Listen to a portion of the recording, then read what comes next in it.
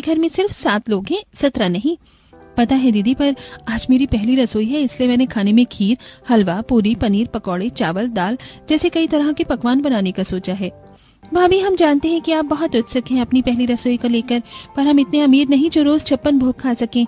हमारे घर में साधारण खाना बनता है, तो आज आप अपनी पहली रसोई में सिर्फ पूरी सब्जी बना लो और मीठे में थोड़ा सा हलवा। अपनी जेठानी और नंद की बात सुनकर सिमरन उदास हो जाती है। ठीक है, अगर इस घर में ज्यादा पकवान नहीं बनते तो जो बनता है मैं वही बना देती हूँ।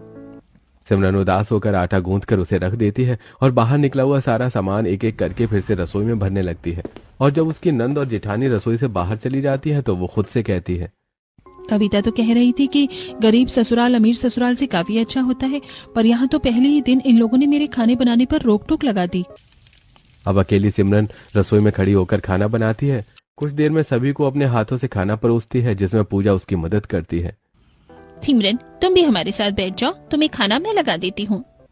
बहू, हमारे घर में सारी बहू और बेटी एक समान होती है। तुम भी बैठ जाओ चटाई पर और हमारे साथ खाना खाओ। पापा, भाभी को डाइनिंग टेबल पर खाने की आदत है। भाभी, आप एक काम करो, घर में जो छोटा सा टेबल रखा है ना, आप उस पर खा लो। अरे नहीं,